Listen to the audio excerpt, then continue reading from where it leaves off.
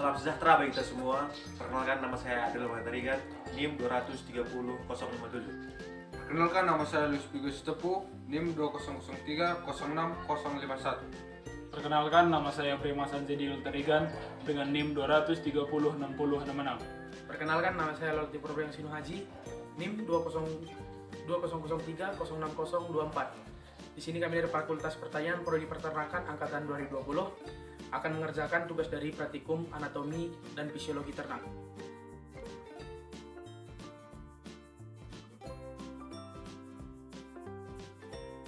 Di sini kami akan menjelaskan anatomi eksternal dari kelinci.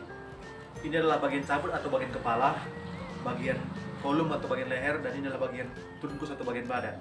Setelah itu masuk ke ekstremitas liberae atau alat gerak pada kaki, dan juga yang terakhir cauda atau ekor.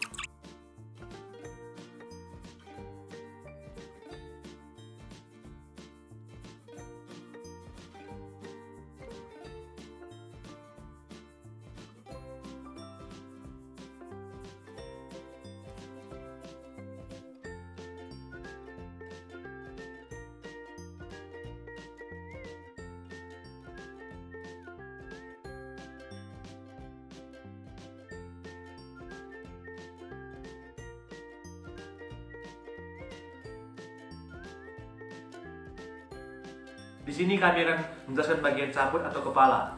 Di cabut terdiri dari beberapa bagian, yaitu rhimosis atau bagian mulut, dibatasi oleh labium inferior atau bagian bibir bagian bawah, dan labium superior atau bibir bagian atas, yang bercelah sehingga tampak insif atau gigi seri. Kemudian dilanjutkan dengan nares eksterna atau lubang hidung. Terdapat dorsal dengan rima oris atau mulut atau bagian atas dari mulut. Di dalam nares eksterna terdapat rambut-rambut beraba atau vivrisae. Selanjutnya ada di sini vertebra superior yang atau kelopak mata atas, dan vertebra inferior kelopak mata bagian bawah. Dan di sini ada membran nictitans atau kelopak mata ketiga. Setelah itu dilanjutkan dengan auricula atau daun telinga, dan di dalamnya ada membran timpani atau saluran gendang pendengaran. Di sini ada persambungan antara cabut dan trunkus, yaitu kolum. Di bagian trunkus terdapat bagian-bagian. Yang pertama adalah toraks atau bagian dada. Yang kedua adalah abdomen atau bagian perut. Yang ketiga adalah dorsum atau bagian punggung. Dan yang keempat adalah glutae. Di sini ada perineum atau organ reproduksi, dan bagian-bagian organ yang terdapat pada trunkus lainnya adalah anus, merupakan organ pengeluaran atau ekskresinya, dan berhubung karena kelinci ini jantan, jadi dia memiliki alat kopulasi, yang ini merupakan atau disebut dengan penis, dan ini merupakan skrotum atau testis. Kemudian kami akan menjelaskan bagian ekstremitas liberal. Di ekstremitas liberae terbagi atas dua, yaitu ekstremitas cranalis dan ekstremitas caudalis.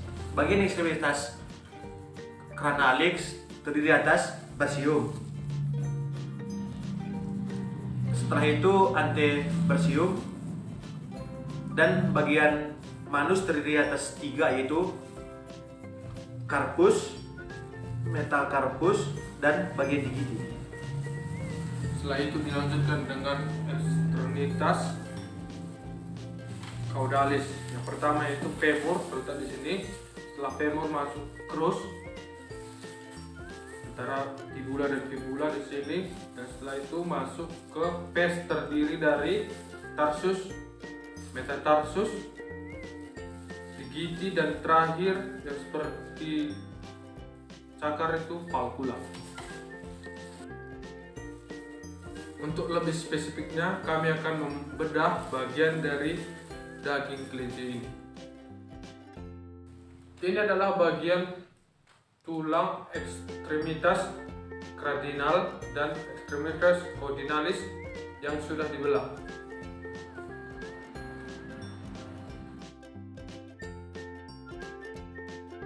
Di sini kami akan menjelaskan bagian-bagian internal dari kelinci. Mari kita lihat. Ini merupakan bagian dari cor atau jantung. Ini merupakan bagian dari pulmo atau sering disebut dengan paru. Ini merupakan bagian diafragmanya. Inilah organ hati atau hepar. Di hati ada yaitu kantong empedu berwarna putih atau bening. Kemudian ini adalah bagian dari stomach. Ini adalah usus besar atau Kulon. large intestine. Ini adalah sesum. Ini adalah pankreas. Setelah itu ini adalah usus kecil. Di usus kecil terbagi juga menjadi 3 bagian, yaitu duodenum, jejunum, dan ileum.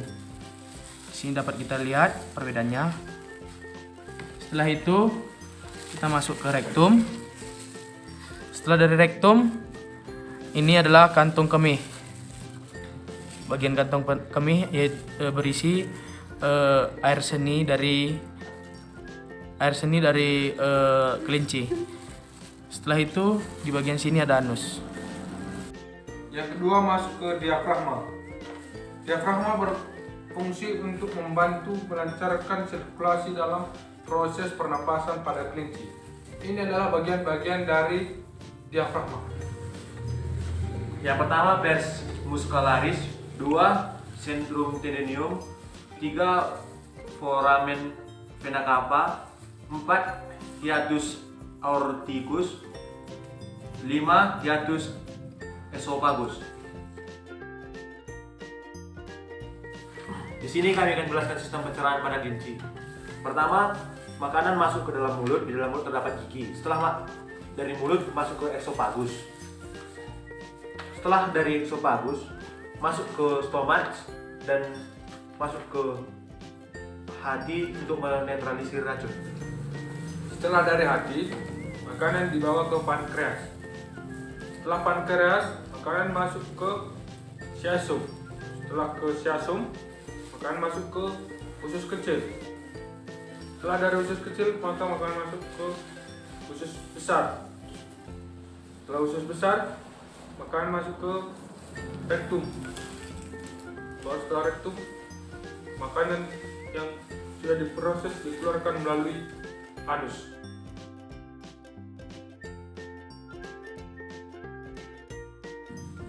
Sistem pernapasan pada kelinci dimulai dari nares externus atau hidung, kemudian masuk ke kapung nasi.